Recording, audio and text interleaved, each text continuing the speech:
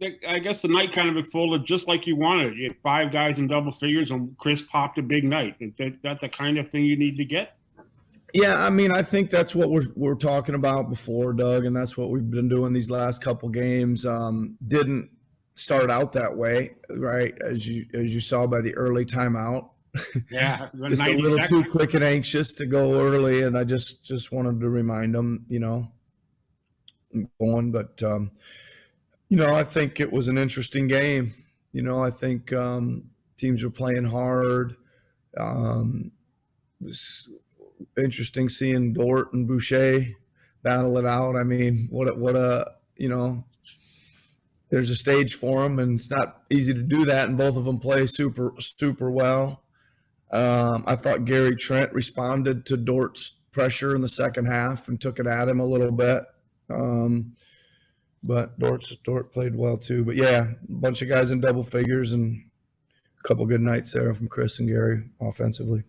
I know the story will be Boucher and Dort making shot after shot, but the screen that Bert set to get that last shot for Boucher was a classic big man screen. That's the kind of play he makes.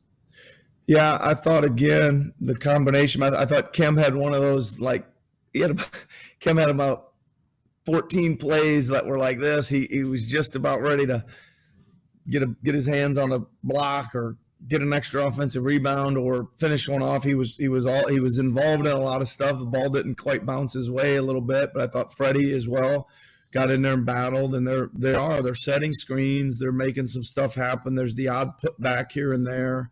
But you're right. That was we needed that screen because Dort had Gary bottled up there for the majority of the shot clock, and that was just enough to free him into the paint and the spray by Gary to Chris. Thanks for, as always, Nick. Good luck. Thanks. Hey, what are you doing with 2 days off now? You have like a game till Wednesday. What the hell are you going to do? Practice. Talk about some practice. We're going to practice, Doug. All right. Practice. We need it. Practice good. Yep. Next question goes maybe to not Eric tomorrow. Green from the Athletic. Maybe not tomorrow, Doug. Tuesday for sure. At least one good practice. You spoke about Gary. I know, obviously when you have so many creators out, no matter how egalitarian you want your offense to be, somebody's naturally going to sort of take the lead there. What did you think of sort of the shots he was getting early on? And then you mentioned it already, but how pleased were you to see him adjust and make that pass when you really needed it? No, I thought I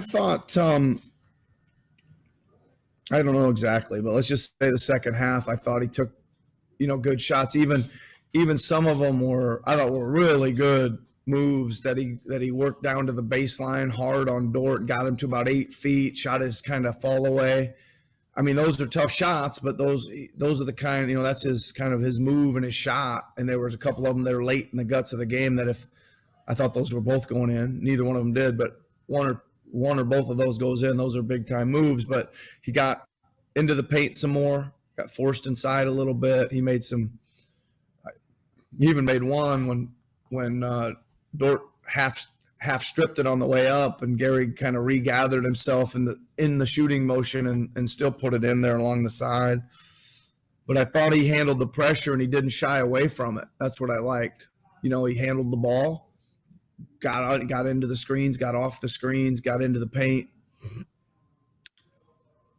How aware of you? I mean, you talked about Lou and Chris. How aware were you before the game or about just the sheer amount of Montreal bragging rights on the line? Well, I was aware, obviously. I was said to Jamma before the game, I said, I don't think for whatever reason, Lou's been out, I think almost every time we've played him.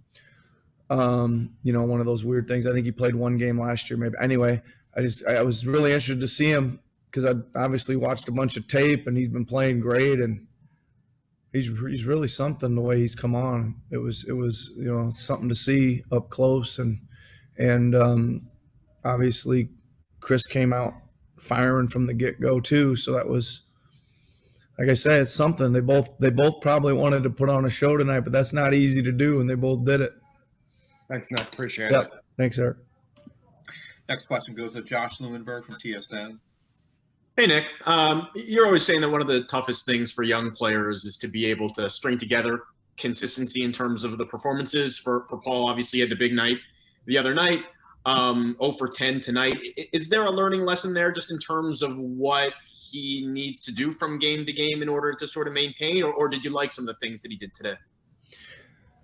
Yeah, I mean, I did like some of the things he did. I did, there was one shot for sure I didn't like at all. Maybe another one, but the rest of them were pretty decent maneuvers and open looks, and he was playing hard. And I can recall one kind of big defensive mistake where he got caught under. He shouldn't, he was needed to go over under the guy he was guarding. I can't remember who it was, but it was one of their good 3-point shooters, and the guy made the three. He was a little banged up, I think, to be honest with you. He ended up leaving the game. Both him and Rodney got sent to the training room and couldn't return at some point. So I even said that to Jamma during one of the timeouts. I saw Paul kind of rubbing his knee for about the second or third timeout in a row, and I asked Jamma what's wrong with Paul's knee, and he goes, I don't know, it's a little sore. I know it's bothering him a little. And the next thing you know, he was heading to the locker room. So I will say this, just kind of along the lines here of your question. I thought Malachi also had a kind of in-game bounce back. I thought he was dribbling around in circles out there and not getting off the ball, not running the offense, taking the wrong shots, and then he played like awesome. Like he got to the rim, he started waiting and getting off the ball, and the offense started flowing better, and so he made took some good in-game coaching from our staff and took it to the floor and played great, man, the second half. I know Doug touched on it, but having the schedule sort of space out a little bit this week, how much are you looking forward to? One, some practice time, but even just two, a little bit of time in between games to catch your wind a little bit as a team. I mean, yeah, I'm looking forward to it. I mean, I don't, like you guys have been saying, I mean, we got at least 2 good solid practices, and we'll have a really good shoot around as well this week, and that beats 0 practices. You know what I mean? Like we went a whole week with nothing. So other than shoot arounds, I guess we did have one yesterday, didn't we? Seems like nothing, Josh. But anyway, I'm excited. I mean, I'm excited. I'm excited to get to the practice floor. If you guys couldn't tell in the last couple of weeks, I mean, we're getting some things done and building and developing players, and yeah, I look forward to those practice days for sure. Great. Thanks, Nick. Enjoy the day. Thanks, Josh. Going to go next to Mike Ganter from the Toronto Sun. Hey, Nick. How you doing? Good, Mike. How are you? Good, thanks. I want to go back to Dort for a second. Do you remember, was he on the radar going into China? Like, was he in the A conversation? little bit. Yeah. Yep. And then just from there to now, I don't even know how you measure it, but how far has he come just in that period? Leaps and bounds. Yeah. How about that for a measurement?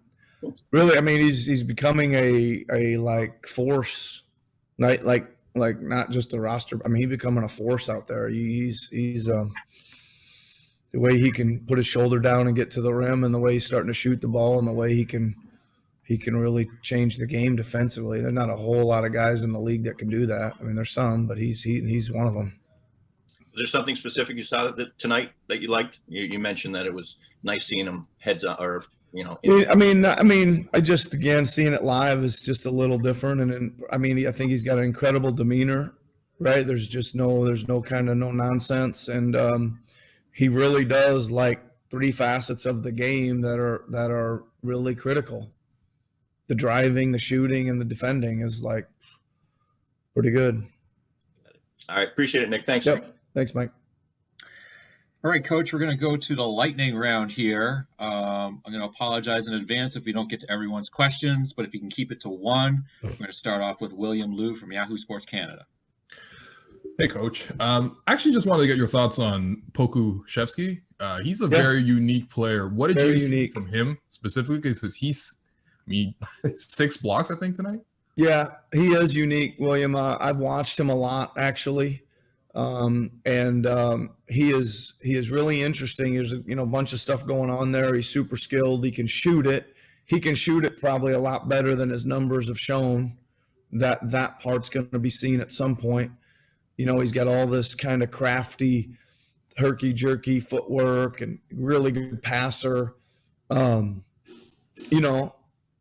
He's very thin, and people, try to out-physical him out there, but he plays through a lot of that actually too, even though it doesn't look like he is sometimes. He plays through a lot of it, and like you said, he'll rebound and bring it on the push. He'll block shots. He is interesting. I've seen him a lot. All right, thanks, Coach. Yeah. Going to go next to Christos in Greece. Hello, Coach. Hope you're doing well.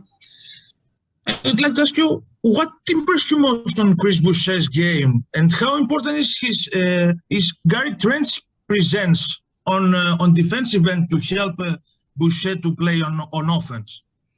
Well, what we're seeing, we're seeing a lot of growth from Chris too, right? And I've been talking a lot, and I've been able to do it about playing him exclusively at the 4 or under, no 5. So he's learning a lot there, but you're seeing a lot more mobility with the ball. You're seeing some drives from the 3-point line to the basket. You're seeing some offensive rebounding when he's outside the 3 at the basket. He's getting tested at the other end because now he's in a whole bunch of different actions, but it suits him.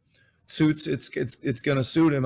You guys heard me say many times, it's not very fair to have him play against guys weighing 120 or 50 pounds more than him. So it's been good. Thank you very much. Yep. Coach, we're going to do 2 more questions. First one goes to Akiko from the Kyoto News.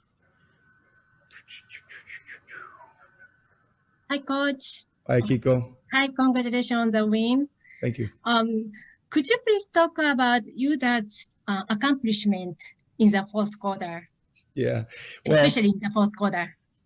Yuda's going to sleep good tonight, Akiko. I think he played about 16 straight minutes there, and it was probably time for him to come out with about 5 minutes to go in the game, but I kind of wanted to see him push through it. We had a couple timeouts back to back. I thought he could gather himself. He was like most of them out there at that time. He was playing very hard. He was rebounding. He was making the right plays.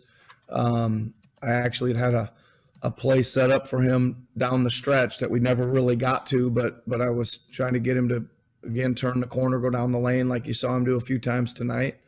But a lot of minutes, a lot of solid play, not very many mistakes, and a good contribution, 10 points. 4 rebounds, 4 assists, just making plays that were in front of him.